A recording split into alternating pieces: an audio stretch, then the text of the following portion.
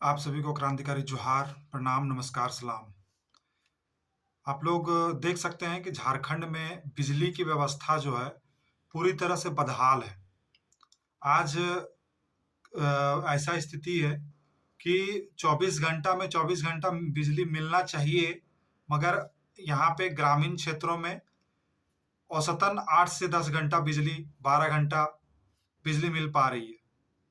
अब मैं थोड़ा-सा विस्तार से आप लोगों को बताना चाहता हूँ कि जो प्रतिनिधियों को हम जिता के भेजते हैं, वे लोग भी सदन में किस तरह से आंकड़ों का खेल खेलते हैं और झूठ बोलते हैं, इस बात को मैं कुछ तथ्यों के साथ आप लोगों के बीच रख रहा हूँ। इन चीज़ों पे थोड़ा विचार-विमर्श कीजिए और सोचिए कि क्या हमारे जो मूलभूत सुविधा है, बिजली, उसको हम लोगों को नहीं मिल रहा है, इसके पीछे का क्या कारण है? और अंधाधुंध जो है, कागज़ी प्रक्रियाओं में, फ़ाइलों में झूठ बोला जाता है, झूठी आंकड़े मतलब प्रकाशित किए जाते हैं। क्या ये लोकतंत्र का व्यवस्था है? अब मैं 2022 के एक आंकड़े पे बात करता हूँ।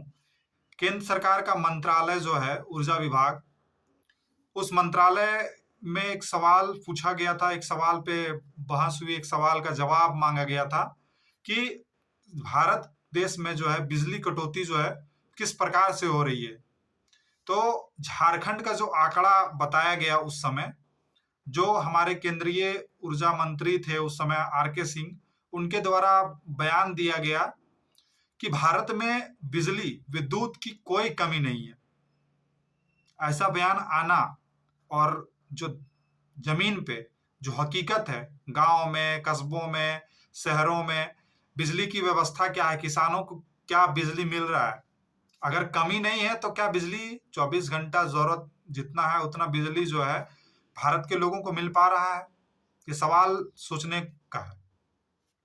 तो उसके बाद उनका बयान आता है, एक सर्वे का हवाला देते हैं। सर्वे का मतलब होता है कि एक रिपोर्ट, एक लोगों से पूछ करके, लोगों से जानकारी जुटाना कि क्या आपके क्षेत्र में बिजली कितने घंटे मिलते हैं। तो इस तरह का एक प्राइवेट सर्वे, स्वतंत्र सर्वे, उसमें कौन से कंपनी ने सर्वे किया है, किसने सर्वे किया है, इन चीज़ों का ज़िक्र उन्होंने नहीं किया। उन्होंने बोला कि स्वतंत्र सर्वेक्षण के माध्यम से पता चला है कि ग्रामीण क्षेत्रों में जो है 2015 में 12 घंटा बिजली झारखंड में दिया जाता है। अब मतलब एक दिन में 24 घंटा होता है और उसमें 12 घंटा बिजली जो है मिलता रहा। कब की बात कर रहे हैं ये? 2015 की आंकड़े दे रहे हैं कि 2015 में 12 घंटा बिजली मिलता था। उसके बाद उन्होंने फिर दोहराया कि 2020 में जो है ये आंकड़े 12 से बढ़ करके उन्होंने 16 बताया। 12 से बढ़ करके उन्होंने 16 घंटा बताया। अब क्या ये 2020 में हमें बिजली 24 घंटा में 16 घंटा मिलती थी? ये आपको जानने का विषय है, या फिर सदन में सिर्फ मतलब एक संतुष्ट करने के लिए जो है आंकड़े प्रकाशित किए जाते हैं, आंकड़े बताए जाते हैं और फिर सब शांत हो जाते हैं।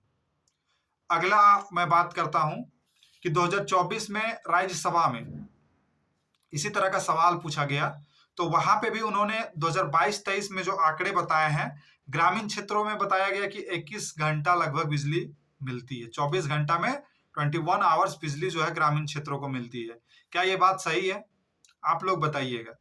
दूसरा, 2023-24 में जो है बताया गया कि 22 घंटा लगभग बिजली जो है ग्रामीण क्षेत्रों को मिलती है। ये बातें कितनी सच है, क्या सही है, क्या गलत है, वो तो आप लोग बेहतर जानते हैं। और शहरी क्षेत्रों के बारे में 2022-23 में बताया गया कि 22 घंटा मतलब 22.8 लिखा हुआ, नहीं 22 घंटा 40 मिनट जो है बिजली 24 घंटा में मिलती है। ये दावा जो है राज्य मंत्री जो है श्रीपाद नाइक जो राज्य मंत्री हैं, उनका बयान है। और वही 2023-24 में आंकड़ा बताते हैं कि 23 घंटा 6 मिनट जो है बिजली औसतन शहरी क्षेत्रों में दिया जा रहा है। अब ये सोचने वाला विषय है कि ये जो आंकड़े हैं वो सही हैं?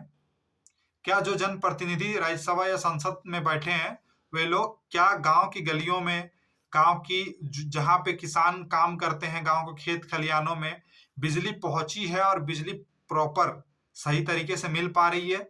उनको क्या इस बात का एहसास भी है या नहीं?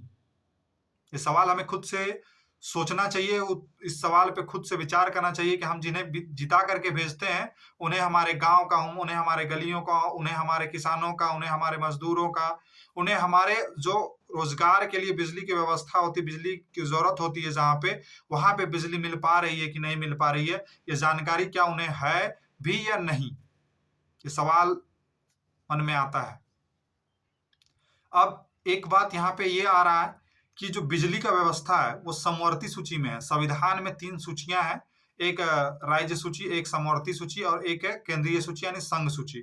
तो समवर्ती सूची में जो विषय होते हैं, जैसे बिजली, बिजली विषय जो है समवर्ती सूची में है। इसका मतलब ये हुआ कि ये काम जो है राज्य सरकार भी राज्य के जनता के लिए करेगी और केंद्र सरकार भी राज्य में बिजली विभाग में काम, बिजली विभाग को बेहतर बनाने के लिए, बिजली विभाग को सुदृढ़ बनाने के लिए, बिजली विभाग को मजबूत बनाने के लिए और बिजली 24 घंटा ग्रामीणों को, शहरियों को, यानी कि राज्य के वासियों को, देश के वासियों को मिले, इसकी व्यवस्था दोनों कर सकते हैं। ये संविधान के प्रावधान है, प्रोविजन है। ये दोनों, हमारा झारखंड राज्य अलग हुए 25 वर्ष हो गया।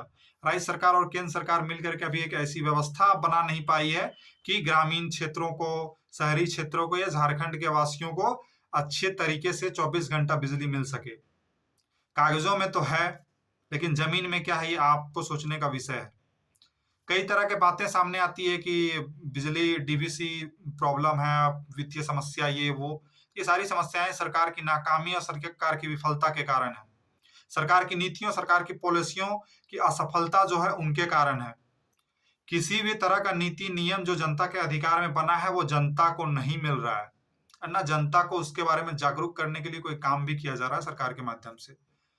मैं एक अंतिम 4 पंक्ति पढ़ करके मैं इस वीडियो को खत्म करता हूं और अंततः मैं आप लोगों से आग्रह करूंगा कि इन पर विचार कीजिएगा। कहते हो रोशनी हर घर में है, कहते हो रोशनी हर घर में है, पर बिजली यहाँ आज भी टूटी है, पर बिजली यहाँ आज भी टूटी है। जिनके हाथों में फैसले हैं, जिनके हाथों में फैसले हैं सारे, जिनके हाथों में फैसले हैं सारे, उनकी सोच आज भी काफी छोटी है। ये मैं सरकार के बारे में बात कर रहा था। जय हिंद, जय झारखंड, जोहार झारखंड, क्रांतिकारी जोहार।